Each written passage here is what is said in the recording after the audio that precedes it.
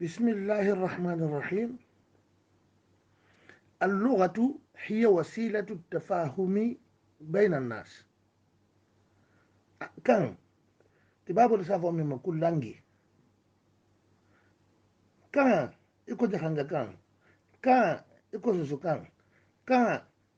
إكو فرنسي كان إكو عربو سلا لمول تي نغم فهامو سلو مغول تيما نين كان ولون تيجي adama dinga me e ñogon fahamuno halatu tarata kan su fa ntel tarta minna wonte ala la dam finga dolula iyo bare se ñogon fahamu e ko dundor bino la ko nata alquran no kon la nyamina enu sayyidina sulaiman tema mari golo ko la kangalong e se ñogon fahamu minna bar pellet kan ado kambere je dam finga lu tema e se ñogon fahamu kan minna hari enun tilla kan alma mununya bari mbe kuma kan kan min majan silen wala muntel adama din la kan aluti kan wolu moyen ne molti min satu adama din du doron na tema hari adama din nun da fin kutal tema ise nyogon fahamuno sila le fana mutugun a maani min be mo kono la ise wala bo nyamin na akasi mo ma iba fe akasi mo min ma na sa fahamu asi murado do nde mun fola no mbari lo mba fola le isa kudo mire ikono la inu ikafunyo ko min be segiri isa trate man fillo min bi te kono min bi te kono la wonya sila wala to ko maana le yuti wo ta ka sila nga ta ka si mo ma aka fahamu ko nyin na be nyin kono nonta nyin logo le be na ake fo envelope ka tuje maana si ta ka envelope min kono la mbari ngolo envelope wo wala to kalima wala to kalam wala to jumla kalma to wosilen wala sa fo ko min be karsa yin kono aba fe min ngata si aka funyo ko ma kalma to wala se ke asabot mbari kalma to wosilen ni ma'anan ti kalma to wo fananna mo ho min ba mela mbari ngulu ama lonno fe min be mo ho kono donc ala ko ngon faamo ko ke yin force le mun tu fo ku fulo nin be ka tu kumo kono la kan kono la afolo mo maana leti afunan janga mo kalimatu leti ninga fo sai misali la bailar espagnol kan le moti bar nin telema wo kotolon ka fotum bailar wala moti hido comer kadamuro ke beber hajemi la camisa ka fotum tu la camisa espagnol kan wo mu dorogole ti bo ite min man wol sile numbarin ni ka fo mo ye akoto ni man fo ye maana min bala o man fo ye mbari ite se wolon no di ko abi dorogole makilla non te di logo bala non te damul logo bala non te don logo bala e ka bono nda français kan ke misalo fala ko ba mbese français kan do ma su nyale bari ni ka fo anglais kan to sai hurt umundi albe bata alfa kama yin ko ko karamba du nyimo forate hurt umuji soliti fana mana fote yen isina ala dalala to lonno mbakanga betan ne iga kalima fo nimma anantala nonte mo ma hana fahamu ibulla ibe kila min nasila tigima ame o fahamu no mbarelu kumo isafo mi maku kalamu kuma la aluya nti na hubulo matem folo de kuma la aluya mbarelu kuma obe sigi sabaliti asigi folo folo mu jumanti annutuku hakuma idala nenga nun nyingi nun dagulol nun wotanalu ha fo ikon ja fo la nyamin nati har fo labo ida kono nutuku le moti womu kumole tu kumo se ke wolila kuma la ta taarifu wala jenti afulan yang safero alkitabatu wo fana mu kumole ti a mbembal se manna kitabolun tin kunjang ela sugu di malu be mulla nse min takaran nsa alo ela sugu ulto e ka wakato min tatambi e ne tumbe nyamin na nin ku golen nga do soto a nun te dobe adala kasela amari goye nyamin na mbanilu wo sefero o fana mukumalati iyo mbe ga wolon ne a mbe message min kelete a vocal biji iko njankala bola nyamin na alsame ba janni mi vocal du bola bulala nga sefero dole ke akunto o fana mukumolati na hawo adar su folo nawo abajo anun kumo talanya nga wala folo sefe o fana mukumolati asabanjan mbaringalu wala mu ishara tuti tombendo yo tombendo français ko amako expression wodo ma su fanyu manti e kam ko doje albe sigirin jamato a ime kuma noje ime safar ke noje bari ka aje ijelet imunya munya taye ijelet taye ijelet na kuma la unya bata lon ko ka ko do bi kono mun musawa kuti ni ka do fanan je ikin ya taguwa nya do ma tomben dole fanan moto fanan se ko dole fo ni ki bulo fanan ta ka lo dula dula ka fen do yita mo hola asa lon ko ka fa kuji fen ni yita la kaka o fanan mu kuma dole ti donc kuma la luya kuma mu sigi sabu nyinnati data kuma sefero anun tomben do yo nin nata sarfo kem masina mbarin lu sarfo kem be bara la min to wobe kumo akunturo fanga le bela nyindi ni ko se la ko kunturo ya ime harfu folo bo la ime tema bo la ime ala banga bo la ajamu me le bela nyindi iyo ninga kumo harfu folo ke kumuti nga harfu temantel ke kono nun temo nun si soluti harfu la banga se ko o ke sinulti misali buluma ba sarfu se bara yim betole dula dol bije kalmatu asa kankati dula dol bije asa temo koro dula dol bije asa singul fa bo je few hayilo do akotola sarfu ken se bara tenne ate hajinte sigiro da fadin sigira na tattare ala silo da asa fitaje asibara woto bara ataka kunte kalmatu kono la atakunte ashkalo le nyinna de atenta sigiro le kude abe sigiro lu fanga be la min fanga ka aji akunturo wala fanga la nyinna na o ma kunti kunturo la na o ma nin sa fo misali kuta fe sarfu se fate banko le la nyini ase wodada ase wotinya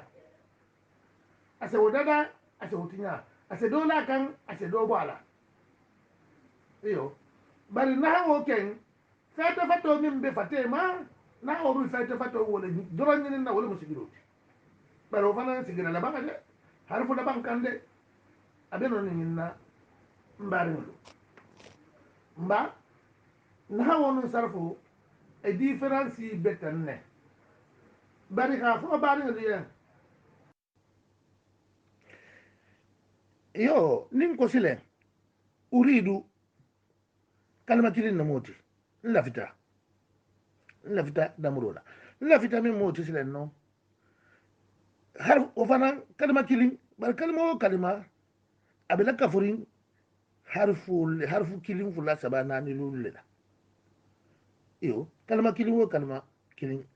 hurufu siyama le ba kono u raw anu yaw anu dal uridu o moliti hali ko jangal fan to lafita la fi ta o fana batta kanani donc kuma ila kafurin harfu konti dole la harfa dantan ne la donc njanna min fo jang nko kan wo kan akete kan sufa wonni tisile ni mo kan za fole kuma kilin fulla saba wala den dingale mu bar kuma kilin doron kalma kilin o doron me kenno kangati de ni ko sa ko al muallimu karamo ko mo wala bi te ni kala de mun ketala iyo khibaru wondi mandama donc kalma kilin me kenno lugati bar kalma fulo أتدام تونما المعلم طويل معلم غدا ما أنت هنا قالوا ما بس معلم سوفا دونك كان فوق كلمة فلا كلين تاني فوق كلمة فلا حتى ها كلمة لولو ها ودا ها وكوما ولا مو كان تسيل النو ولا سي منافع دي إلى كوما مهبلو إلى كوما فلا مهمية mbani ko alkalamu kumo anun kuma kilin anta kilin de ni ka fata ko kino kalma kilin no yoti bari ni ko alkalamu kumo o mana kasiya nta mita kumo min to sai anun kalma kilin enta ko to kilin te wala menala kana o difference fo mbari lu ngadi fahamu ni ko kumo na wulan la aluya huwa kullama tarakkaba min kalmatayn aw aksar yo wala mu fenti minga kalima fulala den non to min siyata kalima fuloti iko janna fo nyamin bari afada ma'anan tamma bari idan kalima fulo min na dan wuya fa aka ma'ana complet di aka ma'ana di bari ma'ana fanan doron tadi ma'ana complet ba ni ko al muallimu karamoko ma'ana be wolo ngalon ne ko mo ko min be mo karanna le motu bari yala amana bi complerin amana bi dafarin amana man dafade nakete fuloti silen iku ja al muallimu karamoko batana aha abata mana dafarin di bar kalma kilin doron akuli kilin gan sangaten ma'ana bala bar ma'ana dafarin te ni ma'ana dafata min to silen arabo safo ma ko al jumlatu al mufidatu ni ka me jumlatu fenna da ni le moto hada na jan kanto isa ba yejen na kuma min be abe jumali de safa ala da ni le joti jumlatu min se mo mo na fansilen a wala mu kalma fula ha sabahana ni halulu wala mu wala da ni ti mbalo marulo ngala saka sana man silende han na kan alu jati to muhammadu bata kino damu kuma nani muhammadu bata kino damu nga muhammadu boje bata kino damu hali ka muhammadu boje kuma sitaka iyo man sai kino fanan boje muhammadu abata damuru ke iyo bar ninko muhammadu bata kino na fe nyaji wuta de ba mata fi lo boje baro mata o boje fonga fale muhammadu bata damuru ke wala mo fi lo timbari lo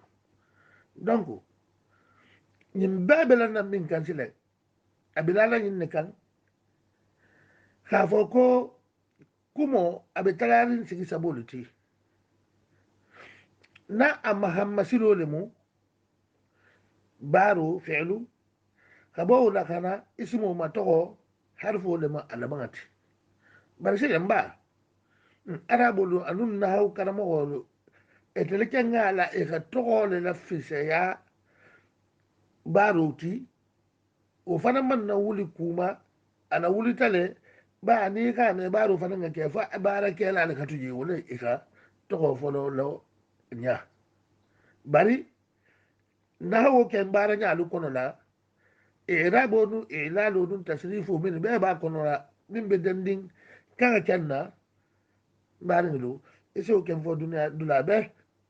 iso so ba ga me taraji algiya ma khawli wala mu firoti wala binya mbari lu nin sita jang be bi da so dana janne yo kuma la dan nin silen wala to ko jumla tum mufidatun kuma la dan nin se mo ko munafan wa jumla to silen nun kuma la dan nin wo o fana mu sigi fulaliti arabu kan to mbari lu afala mu minti jumlatun ismiyatun kuma la dan nin fulale mun sabale mu bari min da mutata tokoma iyo min da mutata tokoma ni ko muhammadun jaa muhammadu batana jumlatun ismiya li moti ba nga soko mumma nga soko muhammadu tokole ma albaytu wasi'un bun abi tafirindi nga da mutabun le maka awa nin kumo jumlato da mutata tokoma asokota tokole ma wo toko bi folali jumlatu toko kanke jumla a toko kanke ba an soko ke tawle ma ni ko jaa muhammadu jaa wala bo ta batana muhammadu batana nin ba fala jangan kan to tumo be ken ba da mutala tokole ma jangan kan ke nyaale moti bara arabu kan to isa fona muhammadu jaa muhammadu nata isa fona jaa muhammadun anata muhammadu ni ka fo wonya ma arabu kan mato anata muhammadu ya ka janna da muta baro le ma na ko wo mu baro le ti zina o be nya bo mun to baro mun to bari mbawa alama doyin ne wo fulo de biji ni kumo sokota tokoma asifole ko jumula toko kanki na adamu tata baro le ma asifo jumula barakanki wo fulo de be kan ken kono la toko fo nyati nsena asaban janga bala ko baro wo bena ala nyale min man soko tokoma aman soko fi'luma asefo ma ko jumlatu lemu bare jumlatu lamunu lemu isafo lemu ko shibuhu al jumla isaban janga moliti shibuhu al jumlati se jumla mununya jumla munumma wala modi donc jumla to be kalima fula be da ndindu lami anu min ngasiya kalima fuluti wolu musigi sabo nyinete suwa ka so to ma jumla ismiya ka so fi'la ma ke jumla fi'liyati donc aman so ismu ma aman so aka so harfu do ma iko fil bayti fi harfu jarrin da moti tokonte filunte fil bayti kalibu ulobe bungula bun kono ulobe je bun kono ulobe je a kono min moti sogo kete wolema tokonte oti kilin filu fanante mambari ngalo nse ya fatara folo ke nkanga da ba sasa bin nkanga to bari alhamdulillah bi lawdirin mimma insha Allah alamu munafanga dilamma mata ala tara marigu man sabah akan jidi londula londo anu hakkilo min si londo la mara ala mu hakkili ma wudi lamma ala mu lonni baraka ma di lamma mata ala tara mata sole ku hera ala mu soko yala danna hera to jangaro min ba firfirna duniya fe marigo ala mun kislama ala mun tangalama ala mun muslimu be da ni kislama ala muslimu be tangalama ala mo abola adama din lu fan kunna marigo nin junubo le ka atu e ka jangaro ni ta khadimma marigo junubo folo ka farin nyen e ka jangaro ni bonka marigo ni ben nasubila le ka fo kuitele mo la ilaha illa anta marigo mbata ñin long mbata ñin rekoni yen ko ka fo ko batu man sa kutanti je min na batu ni ka ke nasi munafan duniya jang ataka tugu algiyama ma foyete marigo kilin batu marigo mbati itara mbata arrekoni ntelle mu jongoti nu ika hakkilo min be dimma mbata duniya kunya be no mbata création tan fulu be ke bari ila dali fi misandin o bata duniya gu wanye mbata na jo nyaari koni itara marigo ti ma marigo hinnan na ika jangaru yimbonka ika nambaru yimbonka bi hurmati rabbana آتنا في الدنيا حسنة وفي الآخرة حسنة وقنا عذاب النار ربنا آتنا من لدنك رحمة وهيئ لنا من أمرنا رشدا الحمد لله الذي هدانا لهذا وما كنا لنهتدي لولا أن هدانا الله الحمد لله الذي أذعب عنا الحزن إن ربنا لغفور شكور باريلو بان لنا جنة متى البلد اللي كنتم لا تلملوكو نمالا متى البلد اللي فنان كرفا نالما رجولا على مسخو إلى لنا هيرتو هذا والسلام عليكم ورحمة الله تعالى وبركاته بسم الله الرحمن الرحيم اللغة هي وسيلة التفاهم بين الناس كان تبابو لسافو مما كل لانجي